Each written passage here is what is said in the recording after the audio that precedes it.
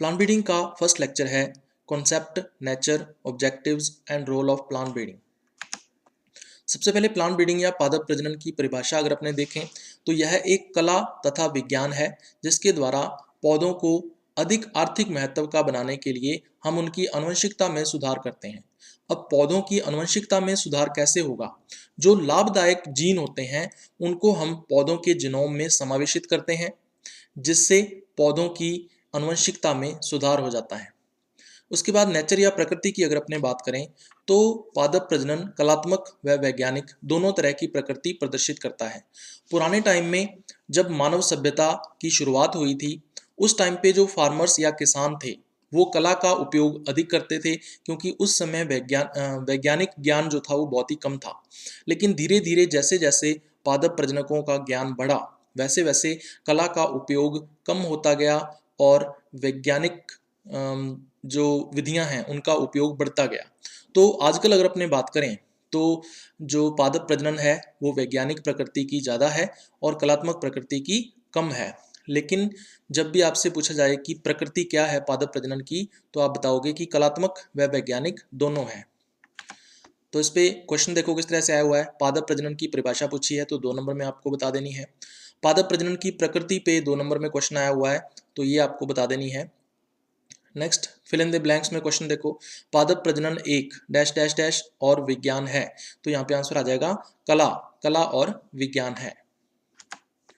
उसके बाद पादप प्रजनन के उद्देश्य या ऑब्जेक्टिव्स देखें अगर अपने प्लांट ब्रीडिंग के तो सबसे पहला इसमें आता है अधिक उपज या मोर यील्ड। तो हमें पादप प्रजनन के द्वारा पौधों की या फसलों की ऐसी किस्में विकसित करनी है जिनसे हमें प्रति हेक्टेयर अधिक उपज मिल सके और किसानों को इसका अधिक से अधिक लाभ हो सके। दूसरा है अधिक गुणवत्ता यानी कि मोर क्वालिटी। तो हमें ऐसे फसलों के अंदर ऐसे उत्पाद या प्रोडक्ट बनाने हैं जिनकी गुणवत्ता उच्च हो और जब किसान इस उत्पाद को मार्केट में या बाजार के अंदर लेके जाएं तो उन्हें इसका अधिक मूल्य मिल सके और उन्हें अधिक आर्थिक लाभ हो सके। तीसरा है रोधी किस्में या रेजिस्टेंट वेराइटीज। तो बहुत सारे ऐसे रोग हैं और कीट हैं जो कि फसल को क्षति पहुंचाते हैं जिसकी वजह से उपज कम हो जाती है और गुणवत्ता भी कम हो जाती है।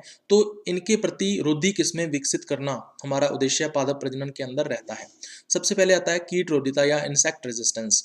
तो बहुत सारे कीट जो है वो फसल को नुकसान पहुंचाते हैं, इनके प्रति रोधी किस्मों को विकसित करना हमारा उद्देश्य होता है। उसके बाद रोग रोधिता या डिजीज रेजिस्टेंस। तो बहुत सारे रोग फैलते हैं फसलों के अंदर जो उत्पादन को और गुणवत्ता को कम कर देते हैं। इन रोगों के प्रति रोधी किस्मों को विकसित करना हमारा उद्देश्य रहता है। उसके बाद है शीत रोधिता या कोल्ड रेजिस्टेंस। तो लो टेम्परेचर या कम तापमान जो है उसकी वजह से भी उत्पादकता के ऊपर प्रभाव पड़ता है। तो इसलिए हमें शीत रोधी किस्में जो है वो विकसित करना हमारा उद्देश्य रहता है। उसके बाद सूखा रोधिता। तो अगर मान लीजिए सिंचाई कम हो किसी भी फसल की तो उसका उत्पादन के ऊपर सीधा प्रभाव पड़ता है। तो इसलिए हमें ऐसी किस्में विकसित करनी है जो सूखे को सहन कर सकें या सूखे के प्रति रोधी हों। ये हमारा उद्देश्य पादप प्रजनन के अंदर रहता है, जो ड्रॉट को रेजिस्टेंस कर सकें यानी कि सूखे के प्रति रोधी किस्में हों। उसके बाद आता है शीघ्र परिपक्वन या अर्ली मैचुरेशन। तो हमें ऐसी किस्में फसलों की विकसित करनी है जो शीघ्र ही पककर तैयार हो जाएं। ऐसा करने से क्या होगा, जो लेट सीजन में आने वाले रोग व कीट हैं उनसे बचाव हो जाता है। उसके बाद आता है समकालिक वृद्धि या सिंक्रोनस ग्रोथ।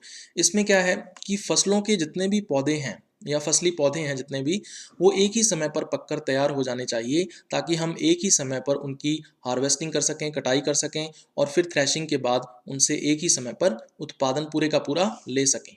तो ये हमारा उद्देश्य रहता है पादप प्रजनन के अंदर। अब इस पे क्वेश्चन देखो किस तरह से आया हुआ है। पादप प्रजनन का मुख्य उद्देश्य है, तो यहाँ पे अधिक उपज ये उद्देश्य है, मैंने बताया आपको। उच्च गुणवत्ता भी उद्देश्य है। रोग प्रतिरोधकता ये भी उद्देश्य है।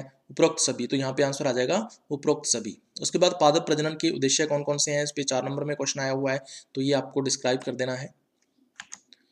उसके बाद नेक्स्ट क्वेश्चन देखो, पादप प्रजनन के मुख्य उद्देश्य हैं उच्च उत्पादन, बिल्कुल है। फसल सुधार, फसल को सुधारा जाता है। इसके अलावा जैविक व अजैविक प्रतिरोधी।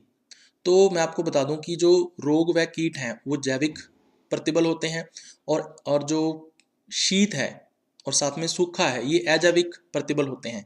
इनके प्रतिरोधी किस्मों को विकसित करना हमारा उद्देश्य पादप प्रजनन के अंदर रहता ही है। इसका मतलब आंसर इसमें क्या आ जाएगा, उपरोक्त सभी। उसके बाद हम लोग बात करेंगे नोबेलाइजेशन ऑफ इंडियन शुगर केन या भारतीय गन्ने का नोबेलीकरण। तो जो भारतीय गन्ना है जिसका वानस्पतिक नाम है सैकरम बार्बरी, इसमें जो शर्करा की मात्रा है वो बहुत ही कम होती है, जबकि जो ट्रॉपिकल शुगर केन है, जो उष्णकटिबंधीय गन्ना है सैकरम ऑफिसनेरम, इसमें शर्करा की मात्रा बहुत ही ज़्यादा रहती है।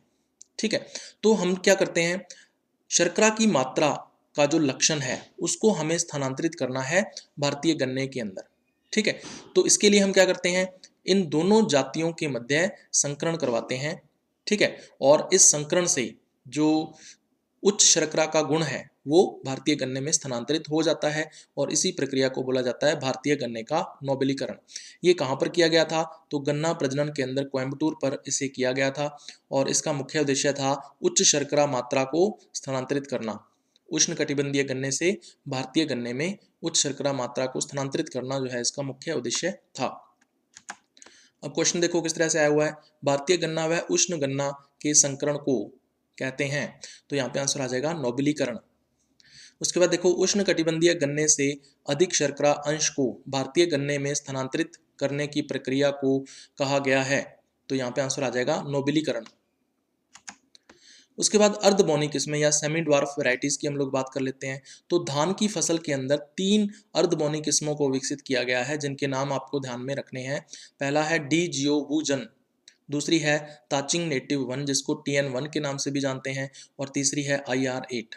उसके बाद गेहूं की बात कर लेते हैं। तो गेहूं के अंदर भी अर्धबोनी किस्मों को विकसित किया गया है जिसमें 2 मुख्य हैं, कल्याण सोना और सोनालिका। तो इनके नाम आपको ध्यान में रखने हैं। तो यहाँ पे क्वेश्चन देखो किस तरह से आया हुआ है, डी जियो वूजन नामक बोना जीन पाया जाता है। तो डी जियो वूजन जो है ये धान की यानी कि चावल की किस्म है, तो इसका मतलब ये जीन कहाँ होगा, चावल में होगा। तो आंसर इसमें आ जाएगा फर्स्ट, चावल में।